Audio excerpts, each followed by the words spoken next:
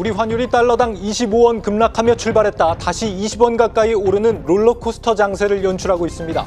미국의 원화절상 압박 우려 속 중국의 깜짝 지준율 인하 조치가 환율을 일부 돌려 세운 것으로 풀이됩니다. 앞으로 환율 하락이 지속될 경우 우리 수출 기업들의 부담을 안길 전망입니다. 여러분 안녕하십니까. 5월 7일 마켓워치 첫 소식은 전민정 세종주재기자 연결해 들어봅니다. 전민정 기자, 현재 환율 상황 어떻게 흘러가고 있습니까? 네, 오늘 서울 외환시장에서 원달러 환율은 전 거래일보다 25.3원 하락한 1,380원에 거래를 시작했습니다. 지난해 11월 5일 이후 6개월 만에 가장 낮은 수준인데요. 주간 거래 기준으로 1,400원을 밑돈 건 비상계엄 직전인 지난해 12월 2일 이후 처음입니다. 오늘 원달러 환율은 장 초반 1,379.7원까지 떨어졌는데 지금은 다시 올라 1,390원대에서 등락을 거듭하고 있습니다.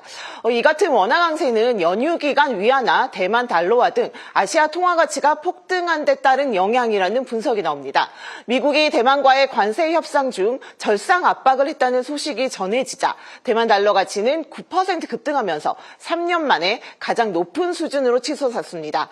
또 미국 스콧 베선트 재무부 장관과 제이미슨 그리어 USTR 대표가 이번 주 후반 스위스에서 중국과 만나 첫 공식 대화에 나설 것으로 전해졌는데요.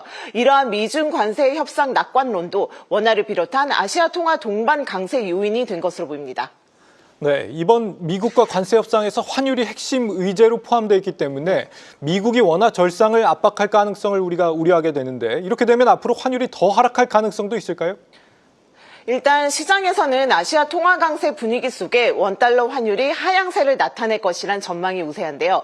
특히 미국이 대만에 그랬던 것처럼 향후 환율 협상에서 우리나라에게도 통화 절상을 요구할 가능성이 높다는 점에서 원달러 환율은 추가 하락 가능성이 제기되고 있는 상황입니다. 민경원 우리은행 선임연구원은 3분기 초반까지 달러 약세가 나타날 것이라며 최대 1,340원까지 레벨이 낮아질 수 있다고 내다봤고요. 유주원 대신증권 연구원은 원달러 환율이 빠르게 레벨을 낮춤에 따라 국내 기업과 기관들의 달러 투매가 나올 수 있다며 추가 하락 가능성을 열어둘 필요가 있다고 밝혔습니다. 다만 대만 당국이 미국과 환율 문제를 논의하지 않았다고 선을 그으면서 대만 달러 강세는 다소 진정된 모습을 보이고 있는데요. 미국의 통화절상 압박은 아직 구체적인 내용이 없어 시장이 경계하는 수준이라고 보는 시각도 있습니다.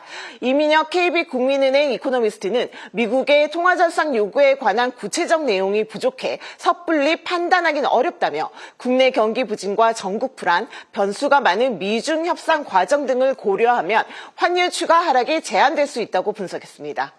네, 이제부터는 관세보다 환율이 더 위협적인 게 아니냐 하는 시각도 나오던데 제2의 플라자 합의를 경계하는 목소리도 커지고 있다고요?